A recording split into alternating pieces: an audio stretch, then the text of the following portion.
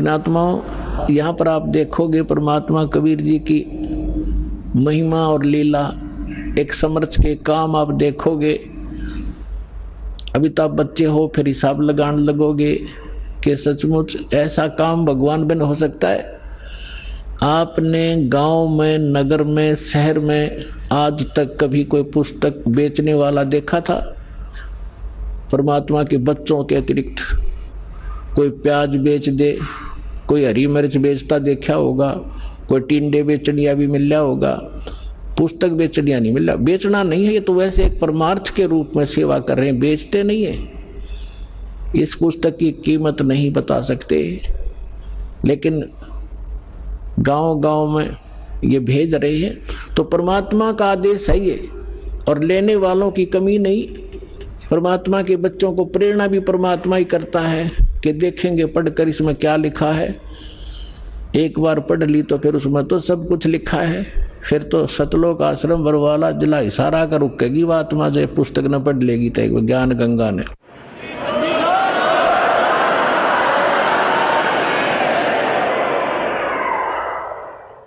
तो परमात्मा क्या बोला था उस समय 600 वर्ष पहले पुण्यात्माओं, उसका एक एक वचन 100 का 100 सत्य होगा। किसी डूम बाट के गीत नहीं, समर्थ का वचन है, जिसके एक वचन से सूर्य और पृथ्वी और सब ब्रह्मांड चल रहे हैं। पृथ्वी एक सेकंड का भी आगा पीछा नहीं करती। अरबों वर्ष हो गए इसने घूमती ने, कोई लुब्रिकेशन नहीं, कोई इसकी मेंटेनेंस नहीं, और कोई इसको घुमाने वाला नहीं। उस समर्थ के वचन से ये चल रहे हैं, सब ब्रह्मांड रुके हैं। उस ब्रह्मांड, उस समर्थ का ये वचन है कि घर घर देखो बोध विचारा। बोध माने ज्ञान, भक्ति मार्ग का घर घर में चर्चा चलेगी मेरे ज्ञान की, और सत्य नाम सब ठोर उचारा। ओए होए, घर घर देखो बोध विचारा, घर घर में परमात्मा की चर्चा चलेगी। बच्चा बच्चा उसके गुणगान करेगा, और सब जगह परमात्मा के सत्य नाम का, 2 अक्षर के नाम का जाप हुआ करेगा। अब देखो पुण्यात्मा, हलवा बनावे हम, और महक जाओ पड़ोसियां का भी, यानी उनको कितना अच्छा लगता है, उनको भी आनंद आता है उस हलवे की महक से, सुगंध से, जो गंध जाती है सुगंध। तो इसी प्रकार मंत्र करोगे जाप आप, और आनंद आओगा दूसरे साथ बैठे ने भी। अब वो लाभ तो नहीं ले सकता जो हलवा बनाने वाला, जो घर में हलवा बना रहा है, वो हलवा खाकर आनंद ले रहा है, और पड़ोसी ने केवल महक प्राप्त होगी, और वो भी अच्छी है। एक तो घर में दारू काट है, शराब बनाओ तो पड़ोसी का भी नशा हो, बूंडा लग गया उसने छींक आवे। अरे घर में हलवा बने तो पड़ोसी तो अच्छी ही वो जाती है उसकी संदेश। तो इसी प्रकार जो सुमन करोगे, वो तो हलवा तो आप खाओगे, लेकिन उसकी महक पड़ोसी को भी आभास होगा उसको। तो इस प्रकार इस परमात्मा का मंत्र घर घर में चलेगा। कोई बस में बैठे जाते हो, ट्रेन में बैठे हो, कोई सिमरण कर रहा श्वास का, कोई कर रहा प्रथम मंत्र मन मन में, तो पास में बैठे यात्रियों के भी उसका प्रभाव पड़ेगा, और एक ना एक दिन उनके पाप नाश होंगे वो, और आत्मा जागेगी। इस प्रकार से परमात्मा ने पूरे विश्व को, अपने बच्चों को शरण में लेना ही लेना है। चाहे आज कोई हिंदू है, चाहे कोई मुसलमान है, चाहे सिख है या ईसाई है, हम बगैर ज्ञान के बढ़ते चले गए। अब हमें पता चलेगा आज मृत्यु होगी, हम हिंदू हैं, कल मृत्यु हो जा, हम अमेरिका में पैदा हो गए, ईसाई का झंडा उठा लिया है, और फिर मृत्यु हो गई, हम मुसलमान का, फिर मुसलमान का झंडा उठा लिया। हम हैं कौन, हम आए कहाँ से हैं, मनुष्य जीवन का उद्देश्य क्या है, तो ये इस तत्व ज्ञान से पता चलेगा। फिर क्या बताया परमात्मा ने कि कलयुग बीते 5500 पाचा, तब ये मेरा वचन होगा साचा। 600 वर्ष पहले ये बात कहना कि घर घर में मेरे ज्ञान की चर्चा होगी और मेरा ही ज्ञान रहेगा, पूरा विश्व मेरी भक्ति करेगा धर्मदास, तो धर्मदास का गलेवा उतरा नहीं थी। तो परमात्मा ने कहा कि कलयुग बीते 5500 पाचा, तब ये वचन मेरा होगा साचा। कलयुग बीत जावे जब एता, और सभी जीव परम पुरुष पद चेता। ओए होए होए, आप पुण्यात्माओं जो इस ज्ञान से परिचित हो चुके हो उनका तो यह बात बिल्कुल समझ में आएगी 100% तुरंत। आप क्या देख रहे हो? आज से पहले आपने ज्ञान गंगा सुनने से पहले परम पुरुष का ज्ञान नहीं था। आपने केवल अपने ही देवी देवताओं का ज्ञान था और स्वर्ग लोक तक हम उत्तम स्थान मान्या करते। एक ये राधा स्वामी पंथ है जो गुरु नानक देव जी के और कबीर जी की वाणी को पढ़ पढ़ा कर कहीं की ईंट कहीं का रोड़ा जचा गए। ये सतलोक सचखंड और सतनाम ये बताने लगे थे। इन्हें कख नहीं पता, कैख है भी नहीं पता भक्ति मार्ग। ये क्या बताते हैं? सतलोक में परमात्मा निराकार है, चेतन ही चेतन है, प्रकाश ही प्रकाश है। और फिर सतलोक का कैसा है, सतनाम क्या है, सार नाम क्या है, सार शब्द क्या है, सतलोक क्या है, सतपुरुष क्या है। इनके परम धनी के वचन है शिवदयाल जी के, जिससे युवराधा स्वामी जनधन सतगुरु सच्चा सौदा जनो दादा जय गुरुदेव निरंकारी परंकारी जितने पंथ हैं ये उसी से निकले हैं, उसी के आधार से। वो क्या बताता है कि वो सतनाम है, सतनाम वो ही सतपुरुष है, सतनाम ही, और सतनाम ही सतलोक है, सतनाम ही सार शब्द है, सतनाम ही सतपुरुष है, सतनाम ही सार नाम है। कख है इनको पता। तो अब कहते हैं परमात्मा ने कहा है कि कलयुग बीत जावे जब एता और सभी जीव परम पुरुष पद चेता। ओए है परम पुरुष। गीता जी अध्याय नंबर 15 के श्लोक नंबर 16 और 17 में 3 पुरुष हैं। एक सरपुरुष ये ब्रह्म है 21 ब्रह्मांड का स्वामी, और एक अक्षर पुरुष जो 7 संग ब्रह्मांड का मालिक है।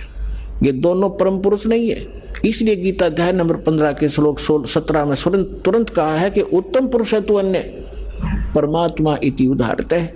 ये लोग धर्म आविश्य विवर्ती अवैश्वर है कि वो परम पुरुष तो कोई और है। उत्तम पुरुष, परम माने श्रेष्ठ, परम पुरुष, उत्तम पुरुष, श्रेष्ठ पुरुष, पुरुष माने परमात्मा, वो तो कोई इन दोनों से भी अन्य है, सरपुरुष और अक्षर पुरुष से। और वही तीनों लोकों में प्रवेश करके सबका धारण पोषण करता है। गीता अध्याय नंबर 18 के श्लोक 62 में कहा कि अर्जुन तो सर्वभाव से उस परमेश्वर की शरण में जा। एक ईश, एक ईश्वर, एक परमेश्वर। ईश ये सरपुरुष है और ईश्वर ये अक्षर पुरुष है। परमेश्वर वो परम अक्षर पुरुष है, परम अक्षर ब्रह्म है। तो उस परमेश्वर की शरण में जा, उसकी कृपा से ही तू परम शांति को और सनातन परम धाम को प्राप्त होगा। सनातन शाश्वतम स्थानम, सदा रहने वाले अविनाशी स्थान को प्राप्त होगा। गीता अध्याय नंबर 15 के श्लोक नंबर 4 में कहा कि तत्वदर्शी संत की प्राप्ति के उपरांत उस तत्व ज्ञान रूपी शस्त्र से अज्ञान रूपी अंधकार को काटकर उसके पश्चात परमेश्वर के उस परम पद की खोज करनी चाहिए, जहां जाने के बाद साधक फिर लौटकर संसार में कभी नहीं आते। और जिस परमेश्वर ने सारे ब्रह्मांडों की रचना की है केवल उसकी भक्ति करो और सब भक्ति त्याग दो। तो उस परम पद को खोजना चाहिए, परमेश्वर के उस परम पद को खोजना चाहिए। तो यहाँ परमात्मा वही बात कह रहे हैं कि कलयुग बीत जावे जब एता और सब जीव परम पुरुष पद चेता, उस परम पुरुष के उस परम पद के सभी परिचित हो जाएंगे, उसके सभी ज्ञाता हो जाएंगे कि कोई सतलोक है जहाँ परमात्मा रहता है। वहाँ जाने से हमारे को सब सुख मिलेंगे, जन्म और मृत्यु का ये झंझट मिटेगा। अब यहाँ तो आमा संग जन्म हो गए, भटकता ने मरते और जन्मता ने सारा जीवन संपत्ति जोड़ने में लगे रहते हैं। 1 मिनट में मृत्यु हो जाती है, वो जोड़ा जाड़ा यहीं रह जाता है। आप गधा बनकर कुमार के घर खड़ा होता है। ये कोई सांग है, कोई जीवन है? क्या लक्ष्य लेकर जी रहे थे हम? तो यहां पता चलेगा कि सब जीव परम पुरुष पद चेता, उसके परिचित होंगे, उसके ज्ञाता होंगे कि सचमुच वहां जाने से पीछा छूटेगा। जैसे आपकी मृत्यु हुई, फिर जन्म हुआ, परिवार बन गया, कैसा अच्छा लग रहा है, बहुत अच्छा। और 1 मिनट का भरोसा नहीं, क्या बिजली गिर जाए पूरा परिवार नाश हो जाए, किन कारणों से? तो परमात्मा ने कहा कि यहां से तो आपने जाना ही पड़ेगा, जाना पड़ेगा, लेकिन ऐसी भक्ति करो, ये भक्ति, और यहां से पुनर्जन्म की इच्छा मिटाओ। जहां आशा ता बासा होई, मन कर्म वचन सुमरियो सोई। अब भक्ति करो जब तक यहाँ हो अपना यहाँ की, क्योंकि हम यहाँ रह रहे हैं तो हमारा ये कर्तव्य कर्म यहाँ भी करने पड़ेंगे। लेकिन अब जो काम आप जिस उद्देश्य से करते थे, माया संचन करने के लिए, कोठी गार्डन खातिर, या थोड़ी सी स्पीड कम कर दो। और किस लिए कर रहे हो?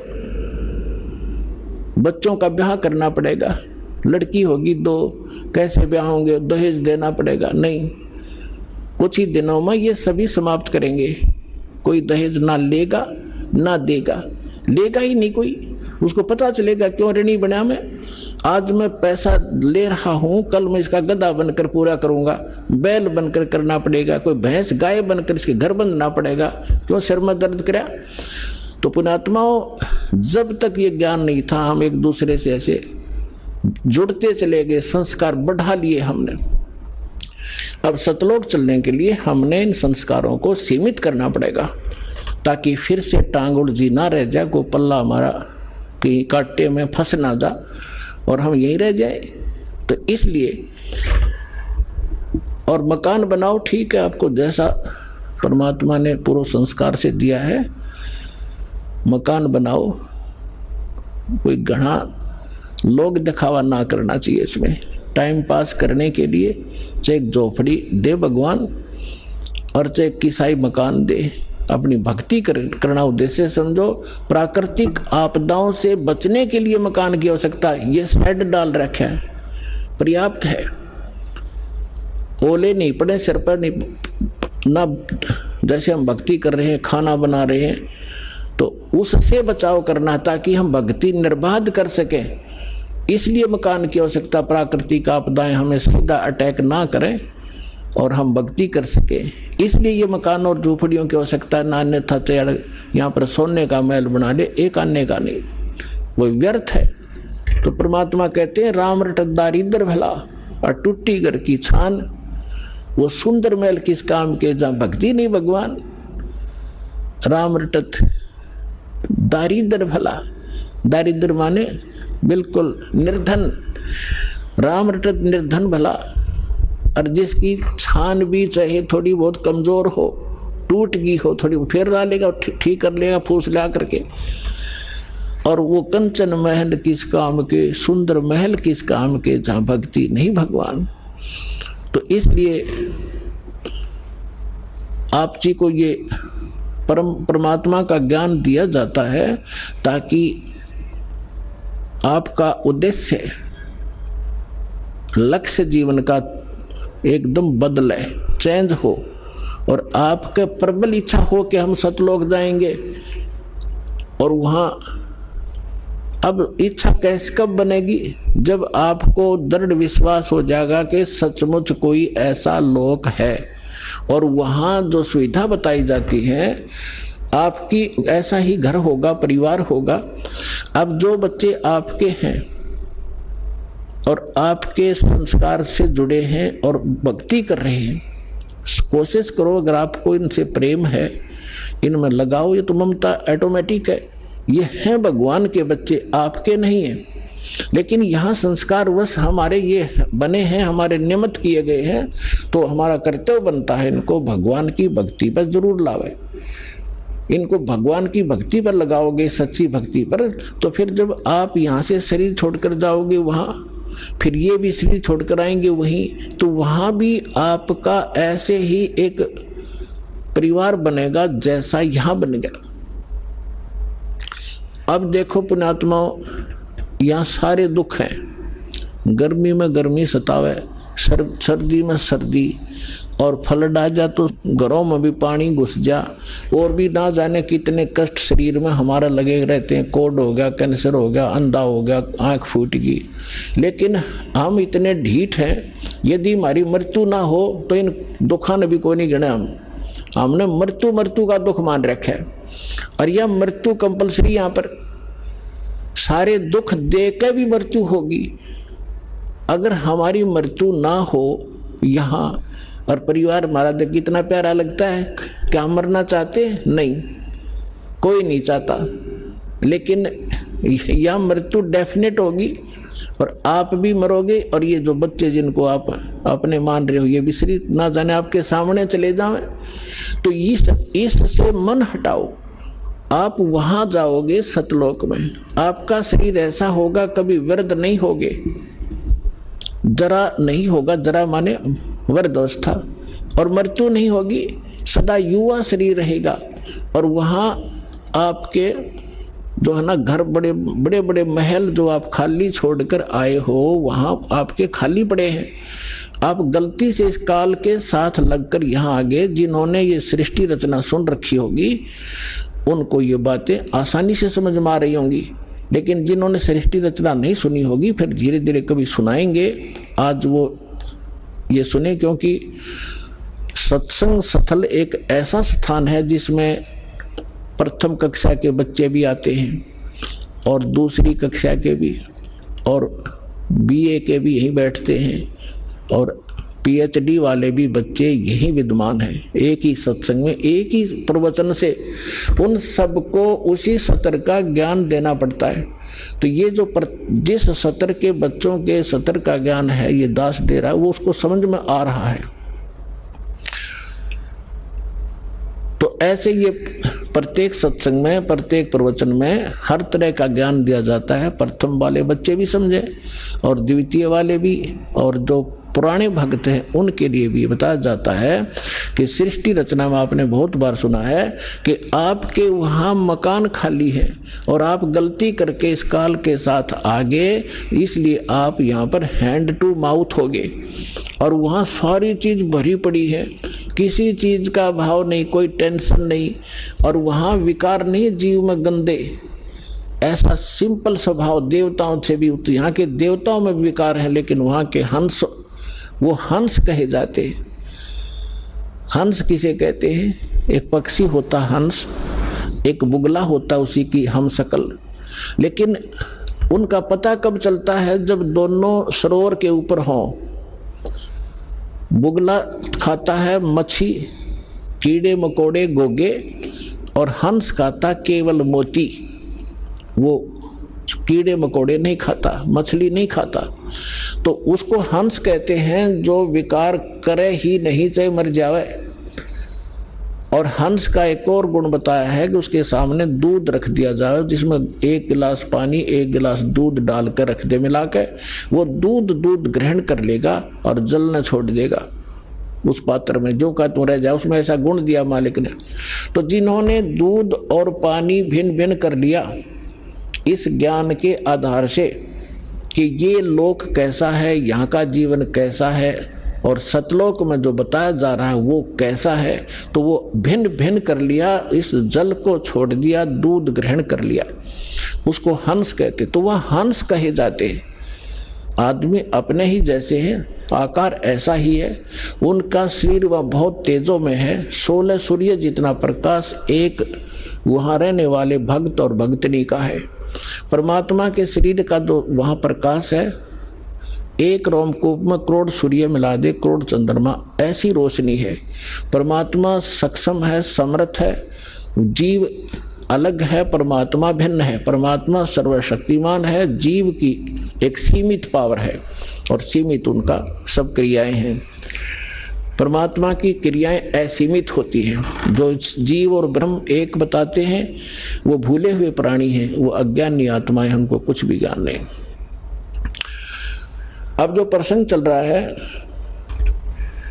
जैसे एक भक्त मिला इस दास को, मैंने उसको पहले की बात है, जब बहुत कम ही संगत होती थी, ऐसे हम दास भी किसी को पकड़ देता था जान पहचान के, को आजा बैठ जा तुझे एक बात बताऊंगा, ज्ञान सुनाने लगा।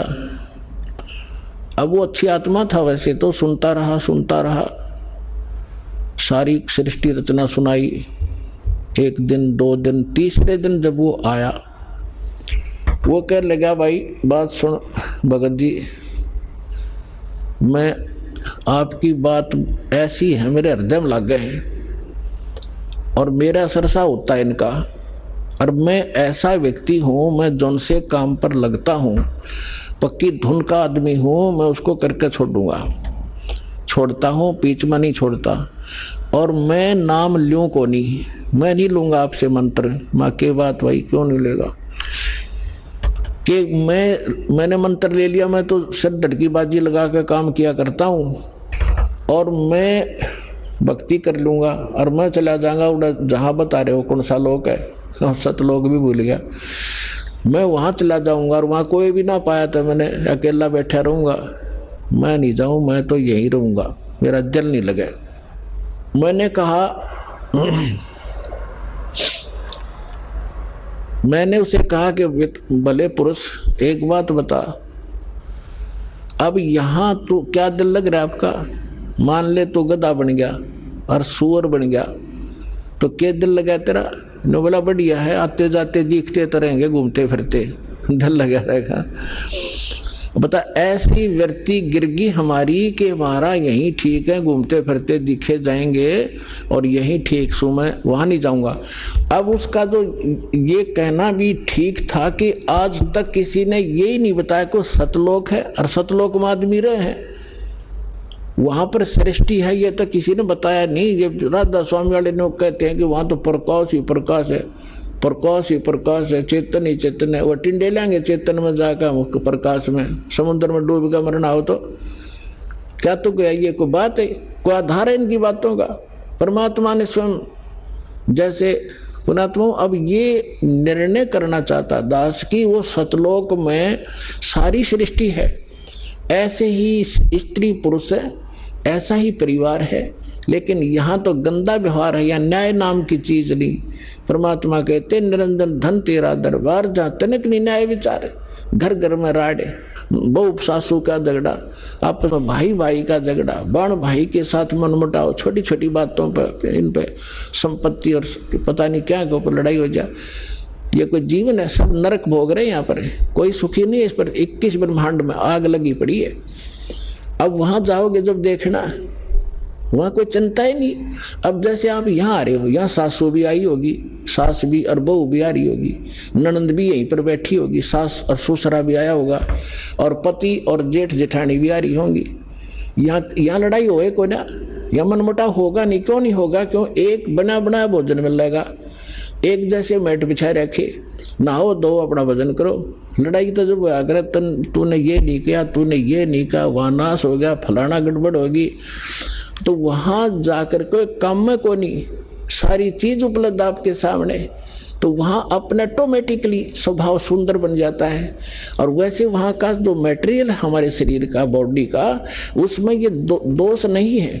तो यहाँ कभी काम दुखी कर रहा है, कभी क्रोध सता रहा है, कभी कोई लालच में हम गड़बड़ कर रहे हैं, मोह के अंदर आपस में राग द्वेष में सड़े पड़े हैं, तो वहां जाकर के आपको सामूहिक भंडारे में भोजन, आपके घर घर के आगे फलदार वृक्ष लदपद रहते हैं, आपकी रसोई आपका जो भरा रहता है सारे खान पान से परमात्मा की, फिर रह गया क्या झगड़ा?